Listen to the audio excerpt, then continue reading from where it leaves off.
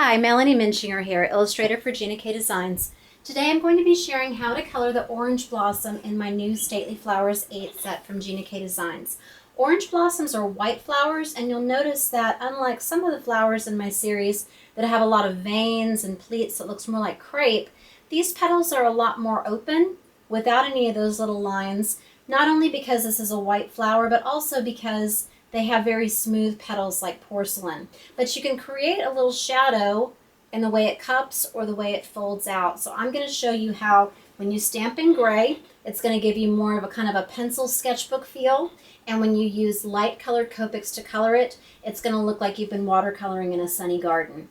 I've already stamped this image in the Gina K Designs Moonlit Fog. It's a water-based ink, but it still works just fine with Copics. Any gray we'll use for this technique. Or work for this technique, excuse me. I've stamped this onto a cutout that is in my new studio file on our Stamp TV freebies page. Just look for the Stately Flowers 8 and it's free to download. You'll need a large block because it's a large image.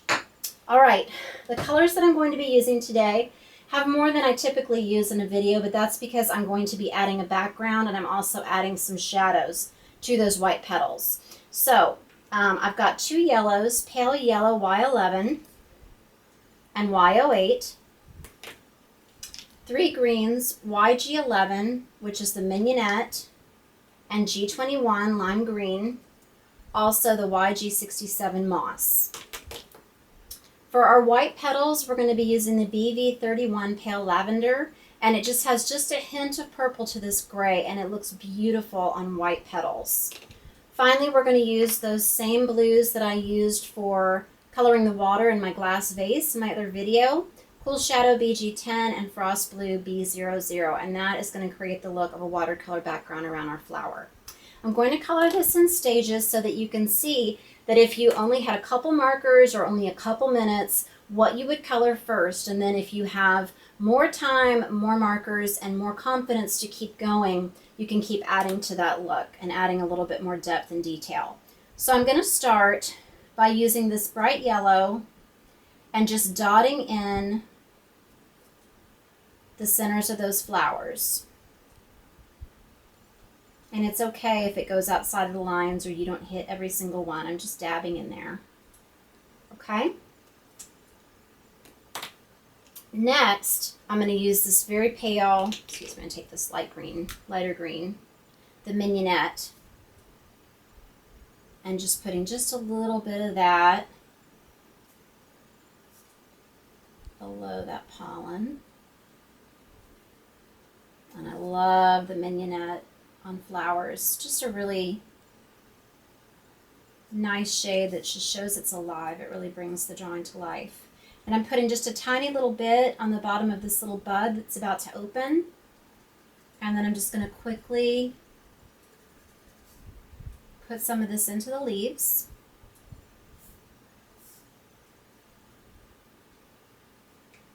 Okay. Right now, let's add some more green to the leaves. So you're just going to go over, remember where I have those darker lines, where this petal is casting a shadow onto the leaf, and right here where you're getting shadows from the flower above that, and then we're going to go here. Okay, add that to the stem. This is all going to be darker green under here because it's hidden by the flowers.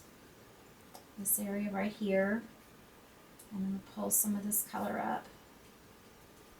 Okay. All right, so if you don't want to do anything else, you could leave it just like that, and I'd be happy to send that to my friend. Okay, but let's add in the darker green, a little more contrast. I'm just going to trace that, and then you'll see that while this ink is still wet, you can go in and blend it. Use the darker one.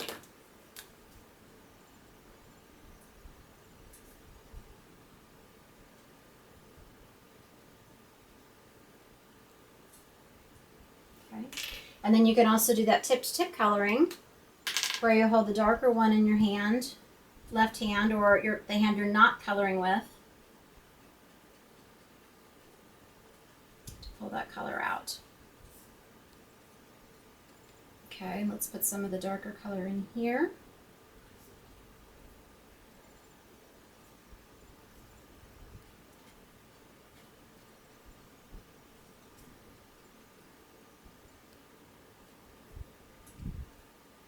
Down here at the bottom. Okay. All right. So that's all the green that I'm going to do. All right.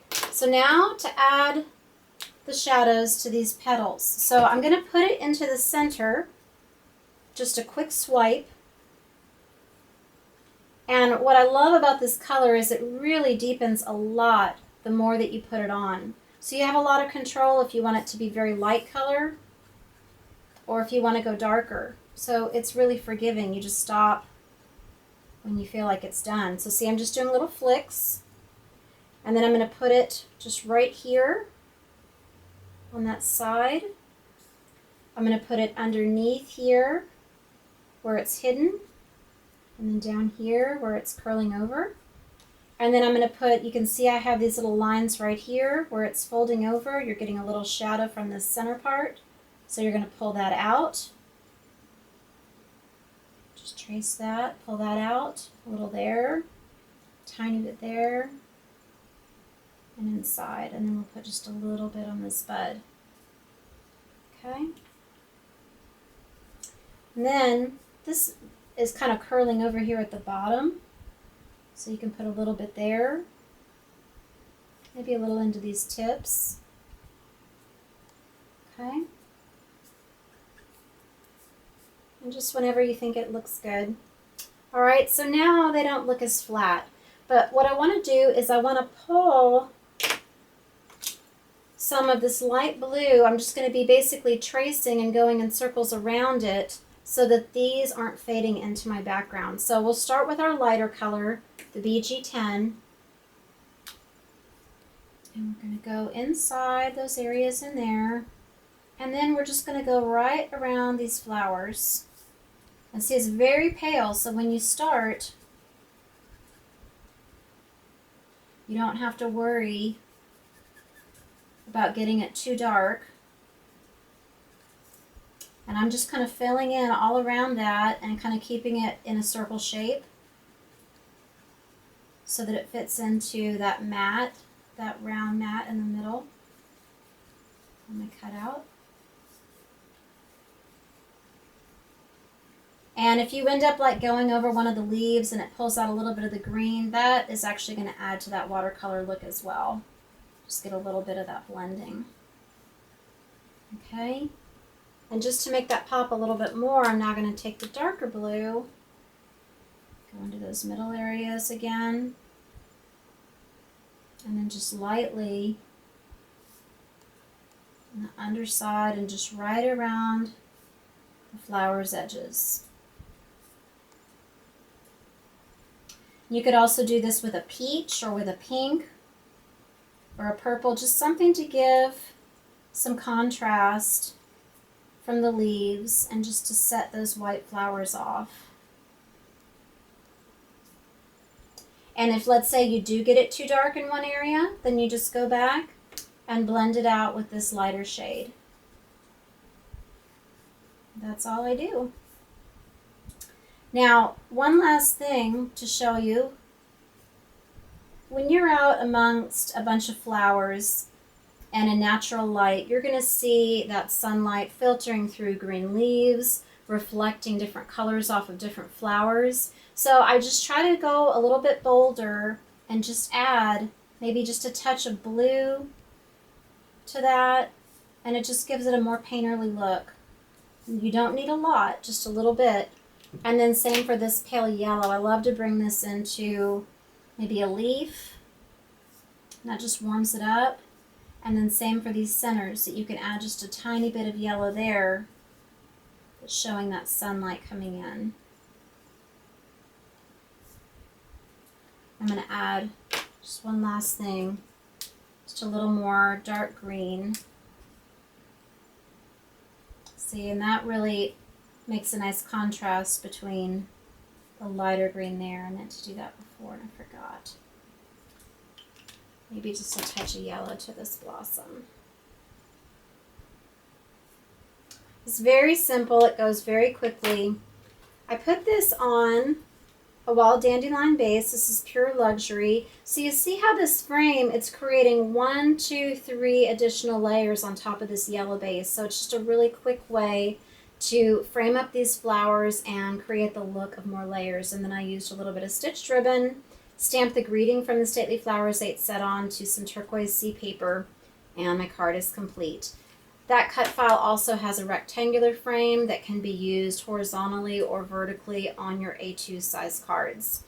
I hope this was helpful to you. I hope that you're excited about trying out this particular technique. Not always stamping in black. It's always a very dramatic look, but I just love the gray as a softer alternative and then using my markers to create watercolored looks. Thank you for watching.